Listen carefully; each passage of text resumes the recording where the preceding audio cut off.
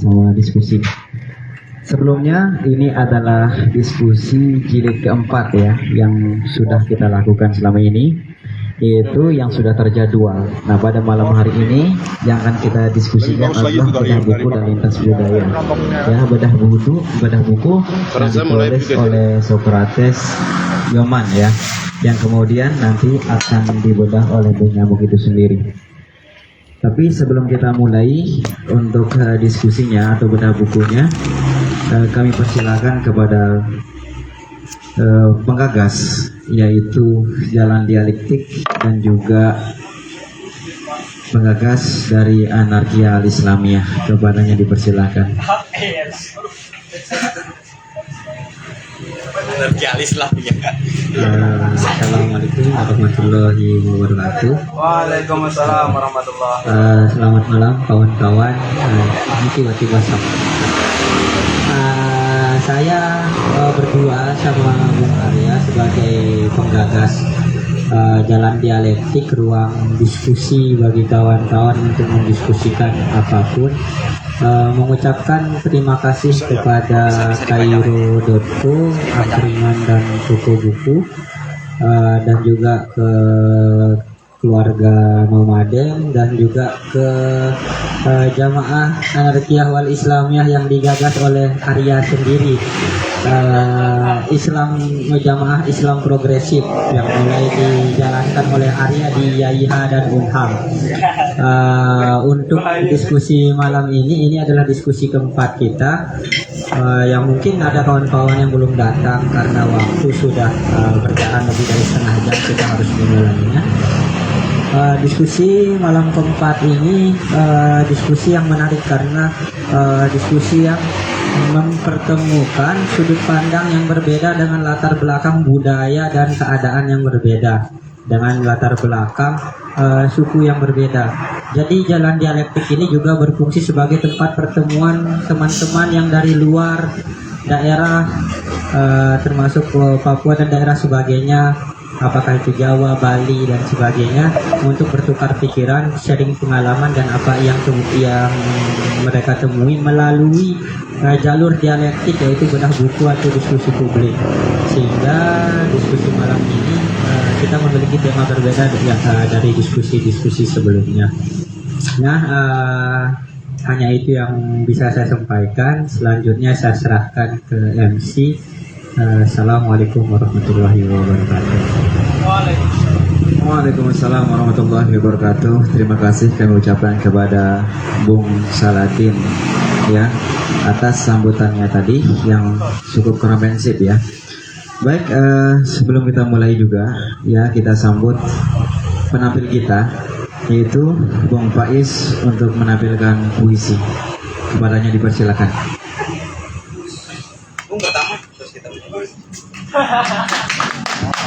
Ya, tepuk tangan untuk pada Bung Faiz. Jahat kali. Beri waktu dulu ya. Hah?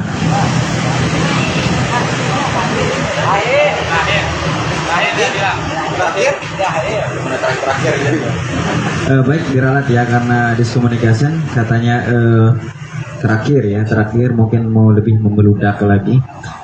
Baik, sebelum karena penampil nanti terakhir, maka dari itu saya sebagai MC untuk mengundurkan diri akan saya serahkan kepada moderator.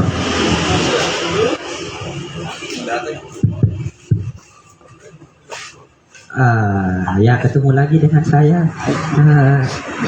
Assalamualaikum warahmatullahi wabarakatuh. Terima kasih teman-teman atas kehadirannya. Malam ini kita akan membedah buku Socrates Sofian Yoman yang berjudul Kami Bukan Bangsa Teroris, yang isinya tentang bagaimana sejarah di Papua, kebudayaan di Papua, dan bagaimana konflik yang menghiasi yang terjadi di Papua hari ini. Nah, malam ini bedah buku akan dibawa oleh orang asli Papua, kawan kita langsung yang jauh dari timur di sana, yang telah melalui banyak hal dan juga telah menempuh pendidikan di Universitas Mataram. yaitu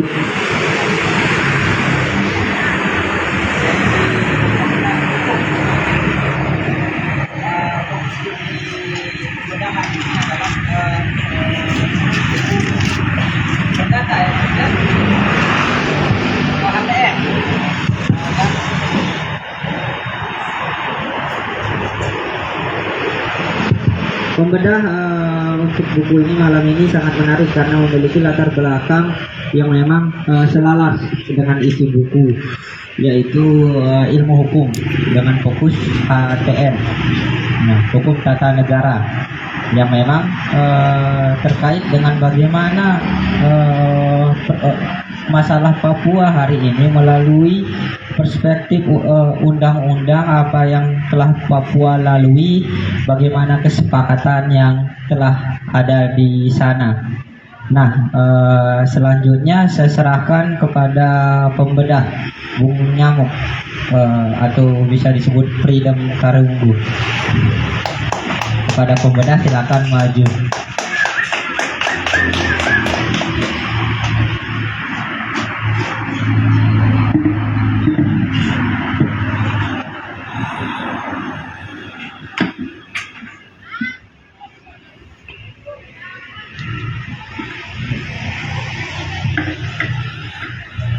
Terus.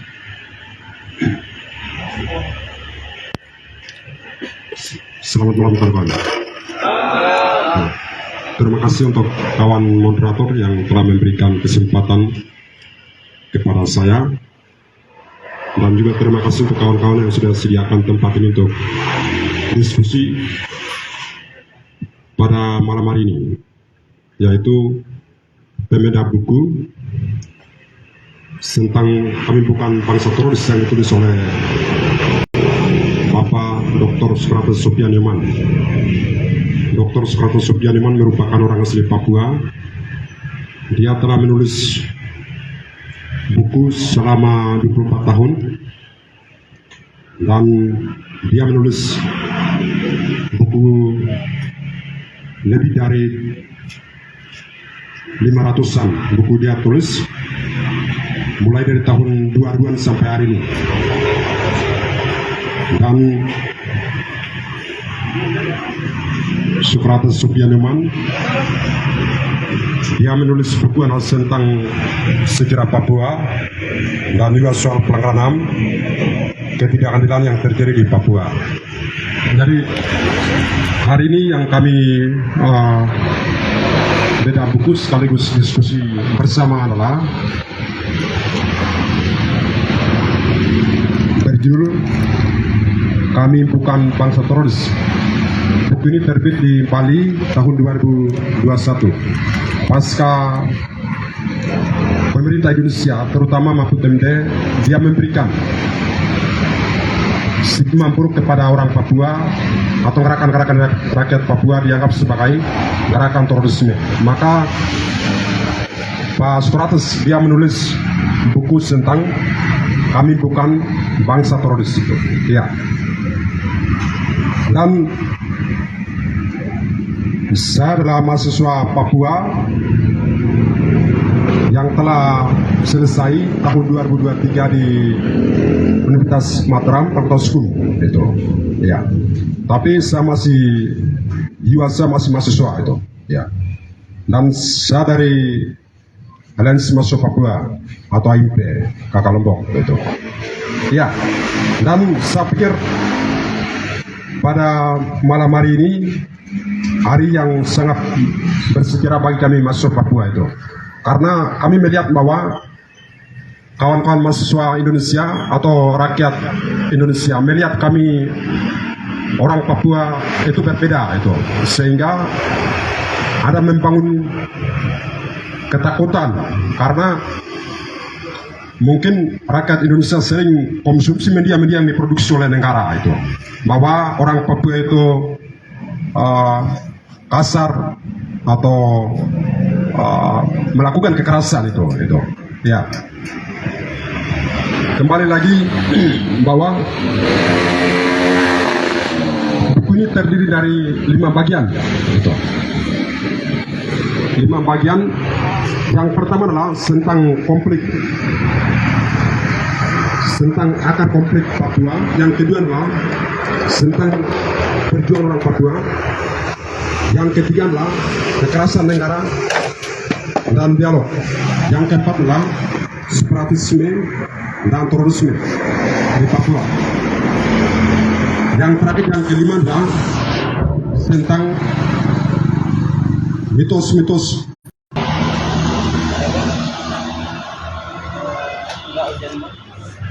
lima bagian ini kami akan membahas, tapi saya pikir kalau kami semua bahas tidak cukup waktunya, sehingga kami akan membahas hanya poin-poin, lalu kami akan diskusikan. Dan kami yakin bahwa semacam sejarah atau diskusi yang diadakan atau dibicarakan oleh mahasiswa Papua itu mungkin kawan-kawan belum pernah mendengarkan. Jadi mungkin kawan-kawan yang baru mendengar akan keanehan gitu. Tapi kami pikir kami perlu sampaikan. Ya. Jadi yang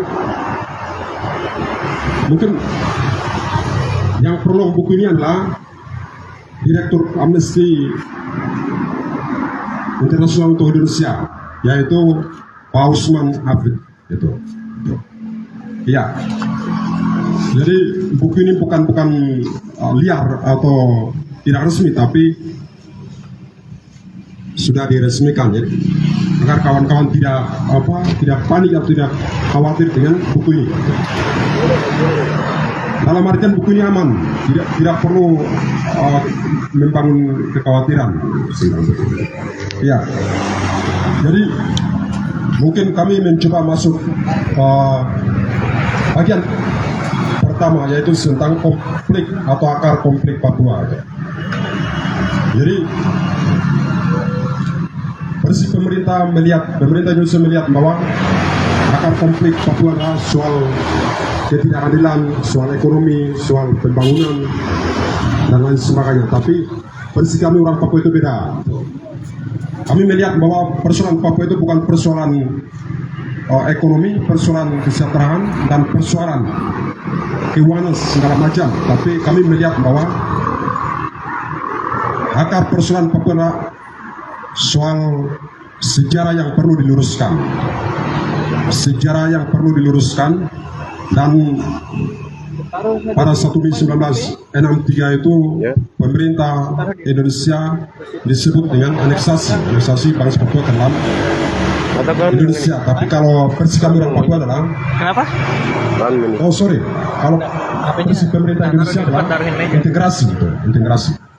Dalam artian orang Papua sendiri yang memilih untuk bergabung dengan Indonesia. Tapi kalau versi kami adalah aneksasi. Aneksasi merupakan dilakukan oleh pemaksaan untuk ikut suatu negara. Iya.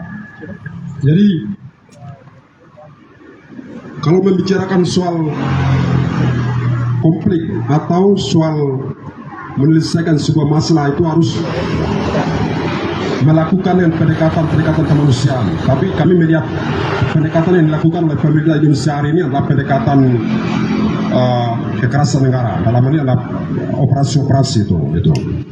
Ya, sehingga persoalan Papua dari rezim Soeharto sampai hari ini belum pernah diselesaikan itu. Ya, diselesaikan. Jadi akar konflik, kami kembali mengingatkan bahwa akar konflik Papua itu bukan soal keterbelakangan atau soal ekonomi itu. Ya, karena 50.000 tahun yang lalu orang Papua bisa hidup tanpa Indonesia, tanpa negara ini. Itu.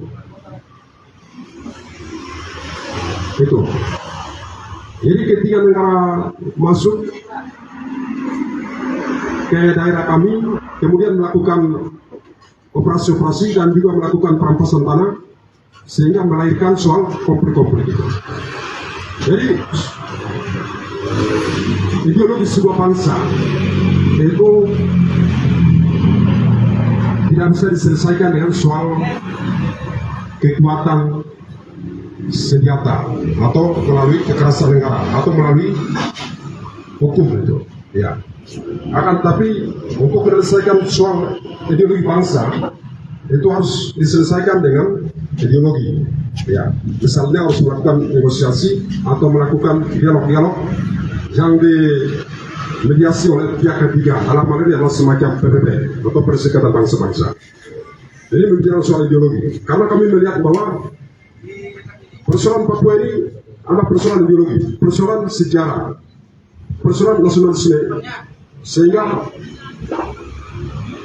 jika kami menyelesaikan persoalan Papua harus menggunakan pendekatan ideologi, bukan pendekatan kekerasan negara, bukan pendekatan uang, bukan pendekatan pembangunan. Karena kami pikir soal pendekatan pembangunan, uang dan pendekatan militer itu bukan solusi. Ya. Jadi untuk menyelesaikan akar konflik Papua itu harus diselesaikan dengan pendekatan ideologi. Ya. Karena kembali lagi kami ke belakang itu sejarah Indonesia dan sejarah Papua itu berbeda. Indonesia pernah merdeka pada tahun 1945, sementara Papua juga pernah merdeka pada tahun 1961. Namun Soekarno melakukan operasi yang bernama operasi Tirikora, Tri Komando Rakyat, itu pada tanggal 19 Desember 1961. Kemudian di dalam operasi itu ada 3 poin, yaitu yang pertama adalah menggagalkan negara Boneka Papua buatan Belanda. Yang kedua adalah kibarkan sang merah putih di Rian Barat, dulu Rian Barat, sekarang Papua. Yang ketiga adalah bersiap mobilisasimu guna mempertahankan tanah air Indonesia. Ya. Jadi kembali lagi kami melihat bahwa Soekarno memang dia melakukan soal menciptakan rasisme di situ. Karena dia menyebut bangsa Papua dianggap sebagai boneka buatan Belanda gitu. Itu. Ini masih poin pertama tentang akar konflik Papua. Kemudian kami masuk ke poin atau bagian kedua adalah perjuangan rakyat Papua. Gitu. Kawan-kawan bisa lihat apa? Ada kertas yang kami sudah print itu, ada di depan situ. Gitu. Iya. Jadi kenapa harus persoalan Papua ini masih ada? Walaupun pemerintah Indonesia mengirim militer sebanyak di tanah Papua itu. Iya. Karena sisi lain kami melihat bahwa negara memelihara konflik ini. Ya. Negara Indonesia atau pemerintah Indonesia mereka memelihara konflik ini. Gitu. Dan juga kami mengetahui bahwa pihak-pihak penting di negara ini semacam kepolisian gitu. Mereka memelihara konflik ini. Karena ketika persoalan ini berakhir atau konflik Papua ini berakhir, maka mereka tidak akan mendapatkan dana operasional. Karena dana operasi itu lebih besar. Kami bisa melihat kenapa gerakan Aceh Merdeka bisa diselesaikan pada tahun 2005 dengan mereka membuat perjanjian yang bernama Helsinki. Gitu. Yang melibatkan pihak ketiga dalam hal ini adalah negara-negara luar atau dunia internasional. Dan kenapa Timur Leste bisa diselesaikan karena Sima Bibi pada tahun 1999. Lalu kenapa Papua belum pernah diselesaikan?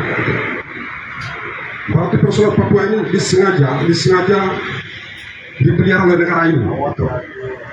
Iya. Jadi kalau versi kami orang Papua itu ada organisasi di situ. Kalau kami kembali ke perjuangan rakyat Papua itu, di situ ada seputar lahirnya POPEN, Organisasi Papua Merdeka. Ini kami harus sampaikan karena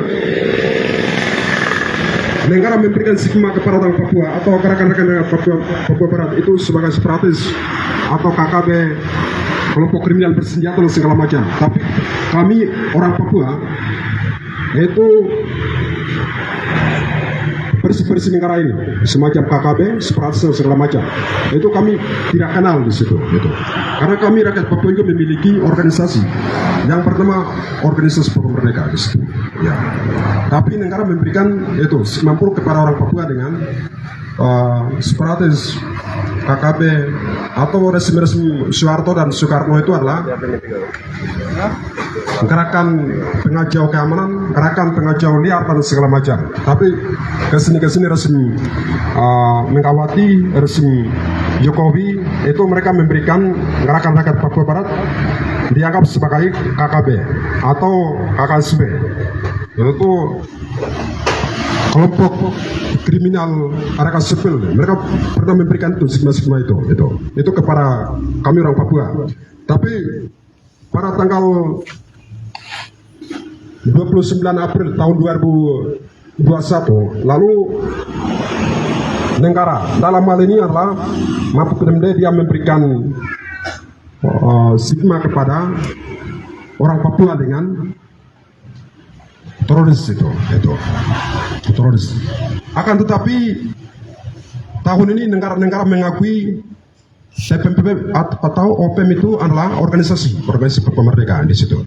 Mereka telah mengakui tahun ini itu. Iya. Dan agar konflik Papua di sisi lainnya adalah soal kekaburan sejarah itu. Ya, kekaburan sejarah.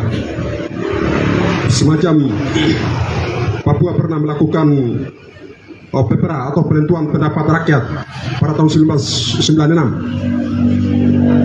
Akan tapi dalam PEPRA penentuan pendapat rakyat itu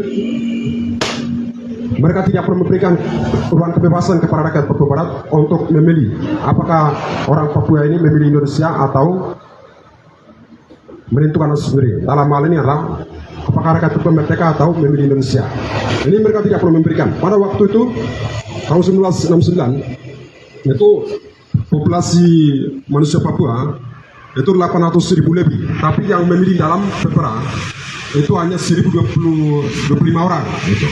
Itu pun bukan dengan hati nurani, tapi dengan pemaksaan, diintimidasi, diteror oleh pihak negara ini, kepolisian Indonesia. Maka kami menyebut PEPRA tahun 1969 itu bukan demokratis, tapi PEPRA itu merupakan tidak demokratis atau dimanipulasi dan rekayasa oleh pemerintah Indonesia bersama pemerintah Amerika Serikat, Belanda dan juga PBB di situ. Itu tahun 1969. Tapi sebelum itu mereka pernah membuat dua perjanjian yang kami kenal, yaitu perjanjian Roma Agreement, Nibor Agreement. Itu 15 Agustus 1962 mereka melakukan perjanjian di Nibor, ibu kota Amerika Serikat. Tapi mereka tidak perlu mempertanyakan kepada orang Papua apakah orang Papua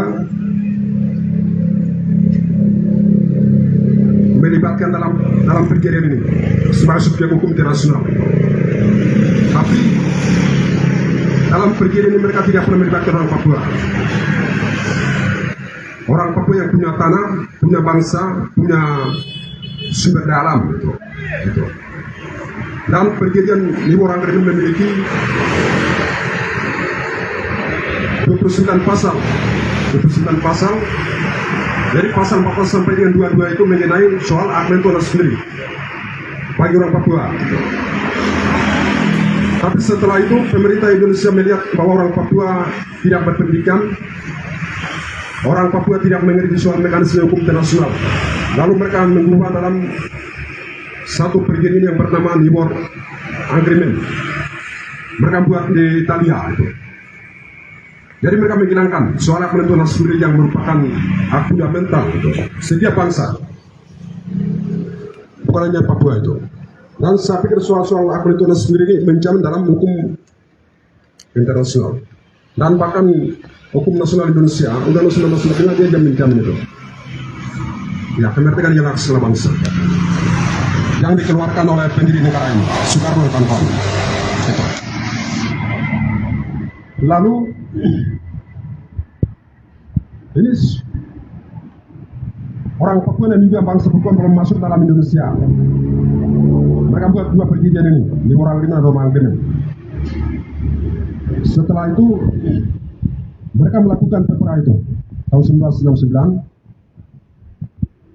dan sebelum itu juga mereka melakukan salah satu perjanjian. Kami pikir ini persoalan-persoalan Papua yang perlu diselesaikan, yaitu perjanjian kontrak karya PT Freeport, PT Freeport di Timika atau di Tembagapura. Ya. Ini orang Papua belum memilih Indonesia, mereka sudah melakukan perjanjian. Perjanjian ini adalah yang melakukanlah pemerintah Amerika Serikat bersama dengan pemerintah Indonesia, RSU Soeharto, setelah dia naik presiden tahun 1967. Ya. Kemudian kami kembali ke soal kekerasan negara dan dialog. Kalau membicarakan soal kekerasan negara, kami pikir negara sudah melakukan banyak persoalan tanggal kami. Tahun 1961 negara ini sudah melakukan operasi besar-besar di Papua. Operasi yang pertama itu operasi Trikora. Operasi Trikora membasmi orang Papua, sebagian orang Papua mengungsi ke negara-negara tetangga, semacam di Papua Nugini, di Solomon Island, Vanuatu, dan sampai di Belanda. Karena pemerintah Indonesia melakukan operasi-operasi itu. Operasi bukan hanya operasi Trikora, tapi juga operasi turunan dari para operasi Trikora itu adalah operasi Mandala yang dipimpin oleh Soeharto.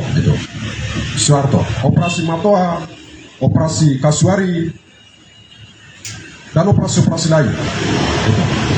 Pada tahun 1977 itu operasi yang bernama operasi Koteka. Operasi Koteka ini adalah operasi, kami pikir operasi yang memusnahkan budaya orang Papua. Kenapa memusnahkan budaya orang Papua? Karena Koteka ini adalah pakaian orang Papua. Tapi pemerintah Indonesia menggunakan operasi yang bernama Koteka. Lalu orang-orang Papua yang tidak menggunakan pakaian seperti ini dianggap melawan negara. Ya, dianggap separatis atau pemberontak. Itu. Lalu pada tahun 1977 dalam operasi Koteka ini pemerintah Indonesia membantai dan membunuh orang Papua itu. Jadi kami pikir kekerasan negara ini memang sejarah sistematis yang dilakukan oleh pemerintah Indonesia terhadap orang Papua. Ini tahun 70-an, 80-an. Lalu tahun 1998 itu kami kenal dengan pihak berdarah. Pihak berdarah. Orang satu ini atas nama undang Pihak berdarah. sini saya bubarkan. Ini resmi Soeharto. Jadi mereka melakukan operasi besar-besaran, kemudian orang Papua yang menolak kehadiran TNI Polri, kehadiran negara, itu dibunuh. Dan lebih sadis adalah sebelum dibunuh harus diiris dulu. Kalau ibu hamil, perutnya diinjak, kemudian anaknya keluar. Ya. Ini bukti-bukti ada, dan di dalam buku ini sudah dijelaskan semua itu. Jadi kami memiliki bukti dan data itu. Kami tidak berbicara soal karang-karang itu, tapi ada faktanya, kejahatan negara itu. Jadi soal pelanggaran HAM, kejahatan kemanusiaan, dan juga kejahatan, kami pikir Indonesia itu merupakan penjajah itu. Ya, karena dia melakukan kekerasan negara di situ. Kemudian pembunuhan orang Papua di situ, penangkapan liar di situ, bahkan perampasan tanah. Nanti kami akan berbicara soal perampasan tanah dan merusakan lingkungan ini di bagian kelima. Di situ ada soal kejahatan perusakan lingkungan dan juga perampasan tanah. Ya, kami akan berbicara di bagian 5. Ya, dan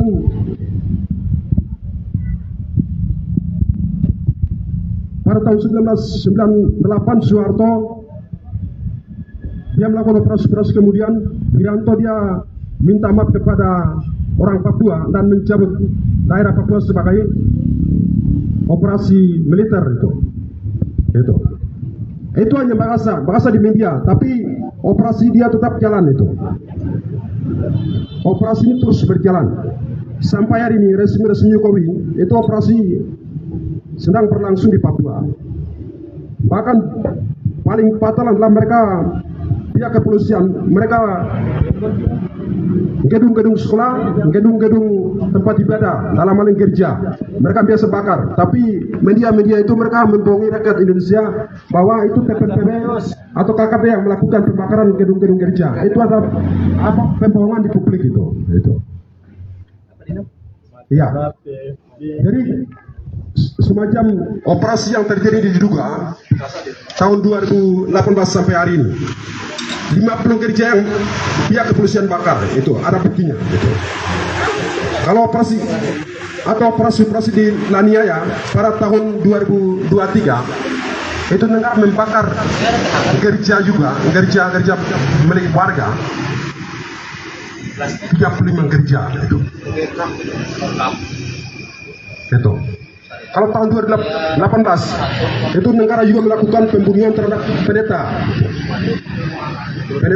Itu Gemin Nirgi itu di Mapeduma diduga tahun 2018. Kemudian 2019 TNI Polri juga membunuh salah satu pendeta yang bernama Jeremia Tanambani di Kabupaten Intan Jaya. Jadi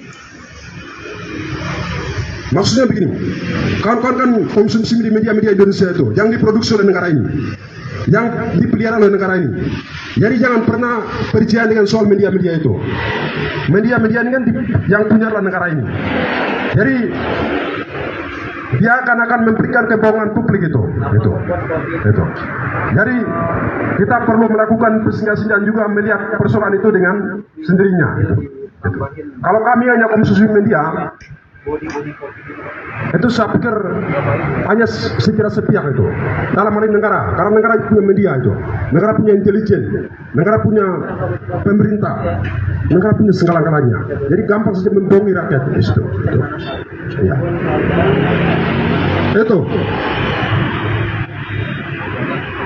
Itu bagian berapa ya? Bagian saya lupa ini.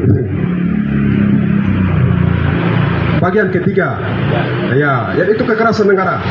Kami harus sampaikan kekerasan negara karena ini adalah kejahatan kemanusiaan. Rasulullah dia pernah menyatakan bahwa ketika kami melihat kejahatan, ketika kami melihat